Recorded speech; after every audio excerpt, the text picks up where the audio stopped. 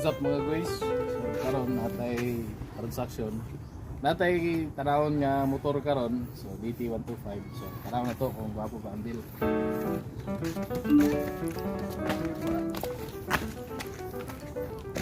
So natay ilang taon ron nga DT125. So ilang taon kung good condition ba. So plano ta mag-rebuild. So for content lang. Alam ko delete siya totally. At the same time pwede na ito i-do as business. Tara, ito katoon. So located siya, diri lang sa Ipil. So mga taga Ipil, kabalo paasan siya. Try na to i-negotiate o ihatag ba. So amo siya katoon guys. So ang among dalang Maximina. So alias Maximina. So ano ito ang pick up nga bao-bao. So sa inyo ano to si ma'am, ihatag niya kung sa to good price. Sorry lang tag rebuild jud. Try lang tag rebuild kasi dai yung mga kuan. Ever since hilig man tag motor. Hindi man tayo na master builder or mga professional ganyan kuan. At least passion na to ang mag-ayo, mag-restore, magpanindot ang motor. So ato siyang himuon guys.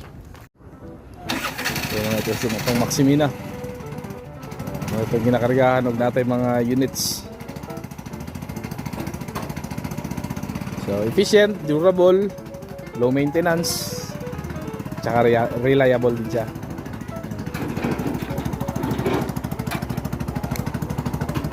Trust. Okay. Ini basta-basta itong driver ni guys. Then you're on the moves. Tara, galino. Go wild. Kago.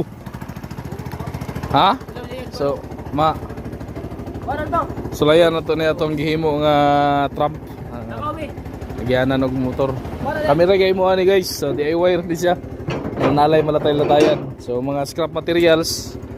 Natay, kuha rin siya, kanang telescopic nga karaan. Then, mga scrap materials sa mga symbol.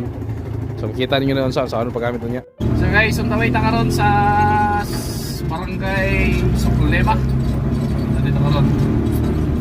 Sakay ta sa tong Maximina. Right. So na na tari guys, daan to ang dite. Tama ko. Kaya na dite.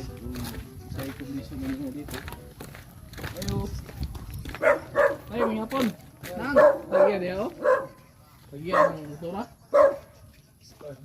Ha? Gusto mo itong kachat na ako? Diri yan ka na. Ay, kamo to, ma'am? Among i-check up na? So guys, muna itong DT nga lang taon karon. So DT-Y4. So na-running siya. Although na-running, kompleto naman yung parts. Working na siya ikuantanan. So wala lang siya gaandar. Negotiate niya sa owner kung hatag niya price na mo para masugdan na ito inig kuan. So ito yung project restore na ito na siya. Nakita niyo pag mga ligid. So kani siya Y4, DT-Y4.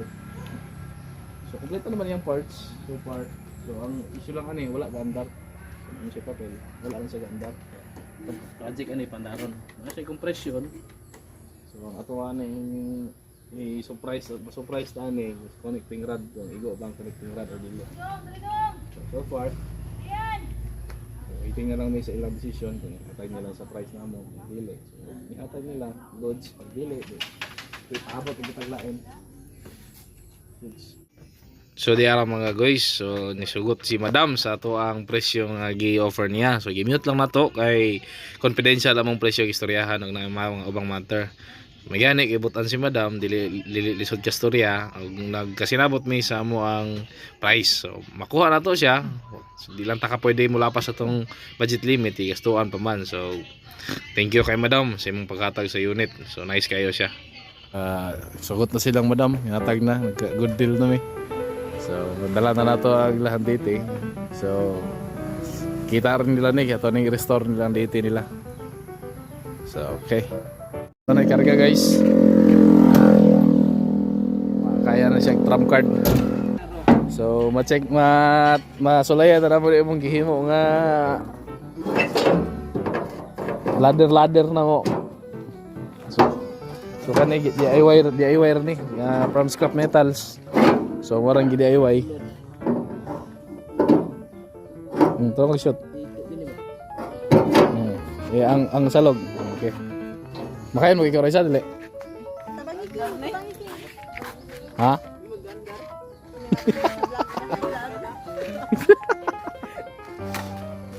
Ikon sa sa. So easy na siya. Saka din. Saka.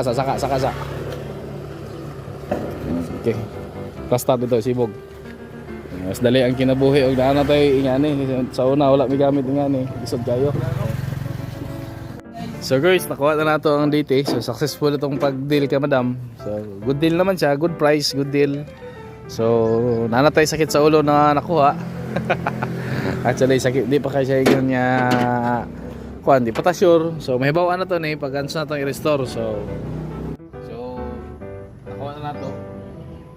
Atangin lang ninyo ang ato ang restoration process ani niya. So, di man na totally nga pagwapo di sing taman. Ang at least ang ato lang is ma-running condition siya. So makita ninyo ang mga shocks niya, mga shocks. So hamis pag siya ng mga shock, wala siya yung mga sa may goods pa. So abaning Talit, bago. Karon nagkuha. Buhion na punay, buhion. So ato ning naog, ato ning cut. Ato nang isulod ang atong motor sa ato ang garahe. Biya kal. Ihawiri mo na bila do din. Kaya itong hundatan.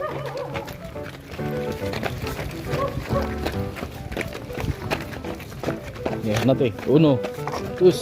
Ay, pagka-ligid niya itong bano? Oh, bago ng ligid sa likod. Kilin. Opya. Okay. Thank you. Successful na guys. Nasa atong garahe ang atong DT12514. So, Y4 na siya. Nasa papel. So, nanatay dugang ang labad sa ulo. So, atangin niyo ang restoration process na to. So, ito siyang i-refresh, i-recondition, dayon atong i-try og kuan og mo ganahan tani ato ning i-service or else ato na lang i-dispose na pod from makita tag line unit ato i-restore. So, ito lang. So, sensya na bago pa mi nag-vlogging. So, ganahan mo follow din. So mga guys, dugay-dugay putang wala ka-upload og mga videos no. So mga short reels. So expected this year kaya di na kayo busy. So expect na sige na tag-post og mga videos o mga reels. So follow for more videos to come. Alright, peace.